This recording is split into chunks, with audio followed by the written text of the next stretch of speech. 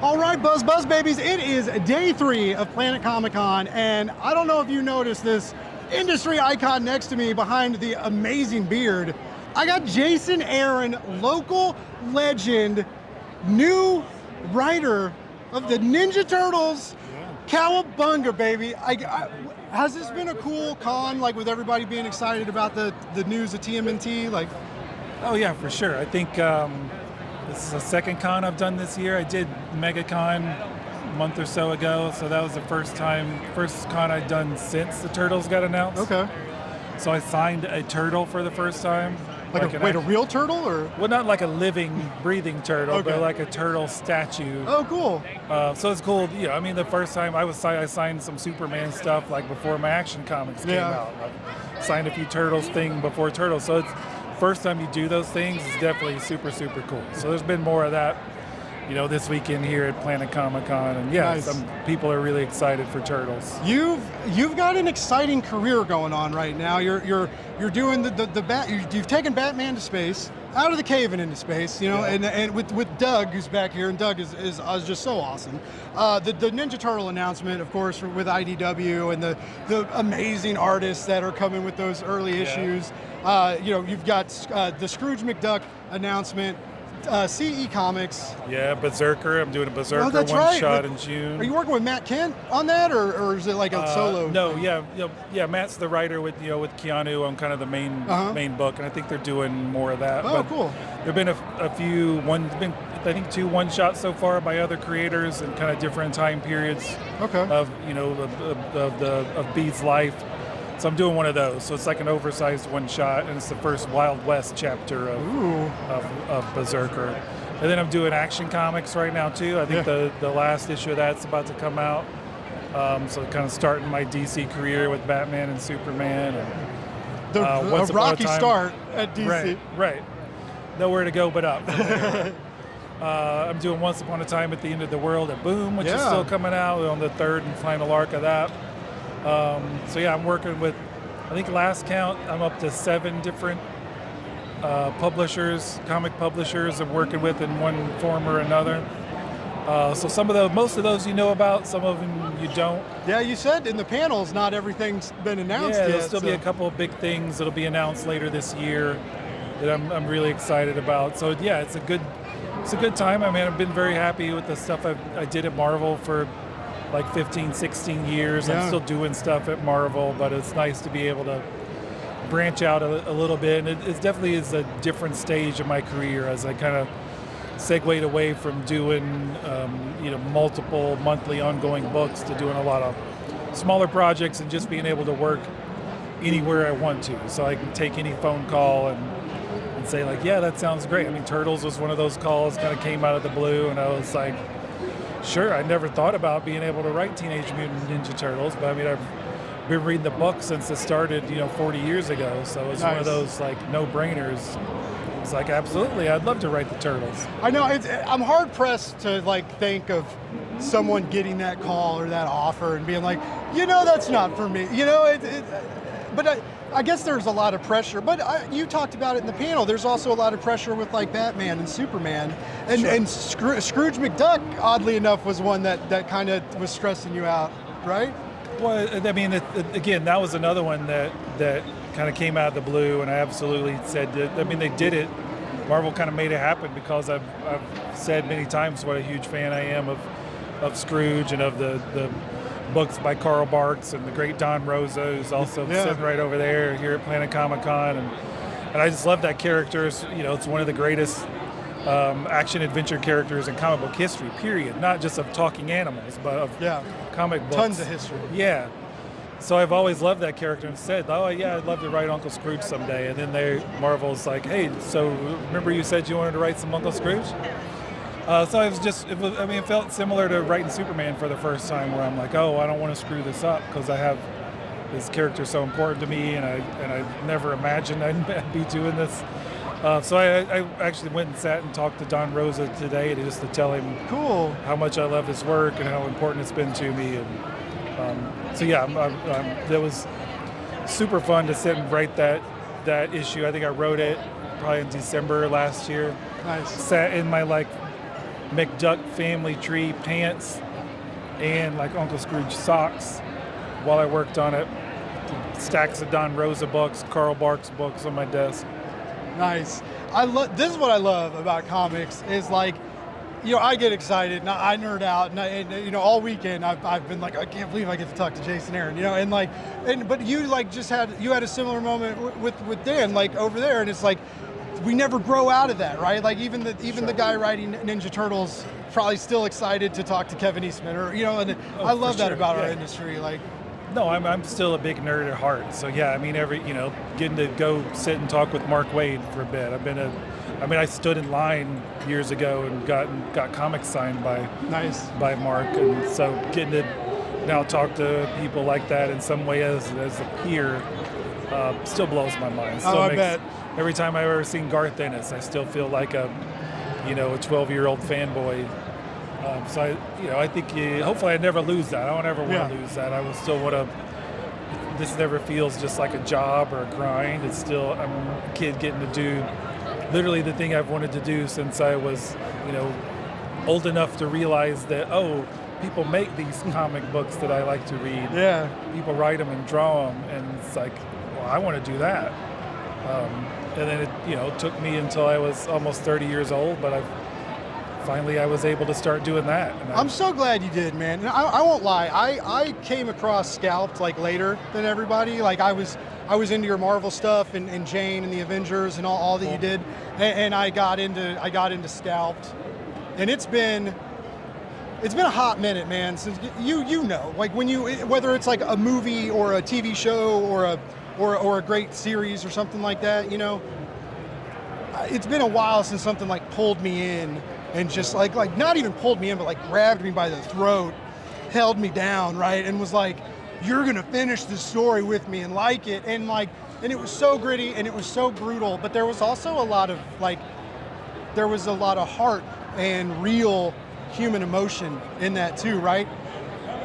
Everybody's been talking about you and the Turtles and how this idea is gonna be like a grittier, maybe meaner heroes in a half shell, right? And I like that, but everything I've read from you, even when the action is big, even when the people are kind of nasty and the violence is high, you write really great characters with wonderfully intoxicating, redeeming factors that you're like, I would die for this person almost, and I can't wait to see you make me fall in love with the Turtles like that again, right? I would already die for those brothers, and I'm so excited to see how you're gonna get not just me and every other shellhead out there, but I'm hoping with your name, I'm hoping more people put that on their pull list, Sure. What have you? Do they tell you guys like pre-order numbers or anything ever? I don't think we got any of those yet. Okay. I mean, the first issue hasn't even been solicited yet, but I think everything. I agree with what you're saying. Where I want certainly anybody who's a big Turtles fan, who's from whatever version of Turtles that is, if that's the movies, cartoon, original comics, IDW comics, I want you to be able to come in and pick up this book and enjoy it and feel like these are the characters that you know. If you've never read the Turtles, you should be able to pick this up and get everything you need on the page, right? I don't need you to come in with a favorite turtle. I don't need you to come in knowing how one brother is different from the other. Like I need to distill that and show it to you, hopefully in a way you haven't seen before, and there's still something there that surprises you. And I think the first 4 issues of the book, each issue focuses on a different brother, and kind of we see what they've been up to, since issue 150, since the previous volume. Mm-hmm. They wind up in some surprising places. I think that we sort of set the bar right off the bat in terms of tone, and which is hopefully a little bit has some grit and dirt to it in the way that to me the original Mirage Studios book felt raw and dirty. I want that feel, but also not trying to reinvent the wheel, and that it's still the storyline is called Return to New York, which of course has a lot of different meanings and context within Turtle Stories past. It has different context within this story, but it's very much in some ways about returning to the old days, to turtles in the sewer, turtles fighting ninjas in the streets of New York City, but we're still going to give you some things you haven't seen before. The brothers, this whole the rich history. This is pressure you've dealt with, right? After writing Thor, and making like the big changes to the Thor mythos like you did, writing Batman, writing Superman. There's a weight, right, that comes with all this. And you mentioned in the panel how dealing with that weight and the pressure was something you had to overcome. I remember, Doug talked about hitting the gym and curling golf carts or whatever he does. What do you do to blow off the steam, clear your head? Well, clearly not hit the gym. Like Doug and I are not the same in that regard. What do I do to blow off steam? I mean, on the one hand, I would say writing comics to me is like, it's not stressful, it's not it's hard or challenging at times, but it's writing just in general is a thing I do because I enjoy it. Like, it gives me joy and pleasure. My job is basically to write a thing that makes me happy, right? That's all I know. It's the only way I know how to do this job. Okay. So I'm just writing stories that I want to read.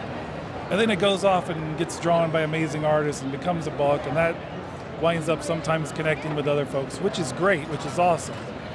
But to me, it all starts with just that what feels like a very selfish joy, right? Yeah. If I get to sit and write these stories just for me. So in that way, it's not a thing I need to blow off steam from or relax from. Definitely, I mean, writing multiple projects and working from home, or just being a writer in general, I feel like you're kind of always working and that there's always gears turning. I equate it to just, you got multiple different pots simmering on the stovetop, right? And there's only much stuff you can cook at one time, and sometimes your head's just full of that, so that can get tiring, or there are times you just want to be able to go turn off your brain and not think about Batman and Superman and anybody else.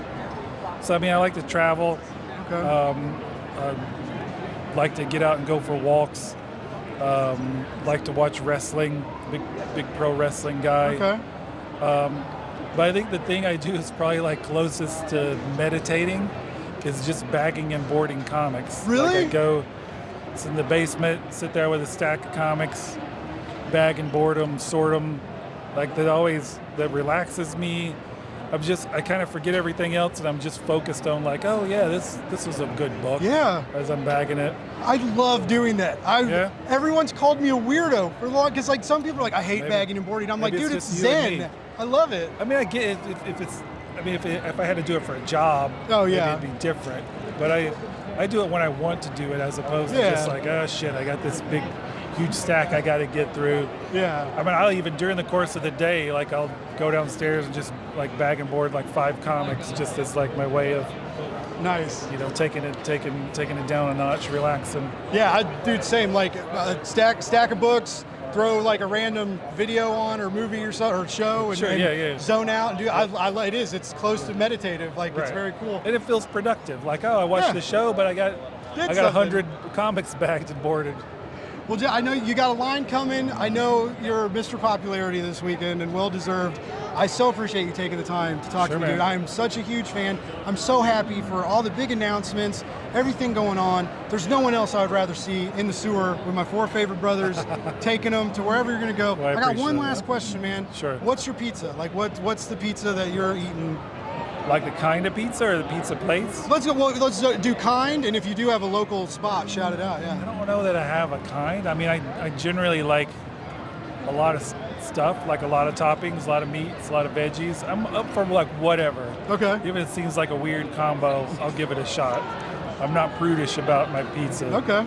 In terms of spots, Il Lazzarone down in the River Market's a good place. Yeah. Pizza Tassio, there's a couple of those around town. There's one near my house. That's probably the place I probably eat the most. Nice. Around here. It's you can go in there and just get a slice. Feels sort of New York style. It's a big slice you can fold and eat. I like that. All right. So yeah, that's my jam. Well, I got a place to try now. I gotta There go you go. get some pizza. And Jason, I'm hungry. Dude, it was so good to meet you, dude. Sure. Nice to meet you, Congratulations man. with everything, man. Cheers. Thanks. Awesome.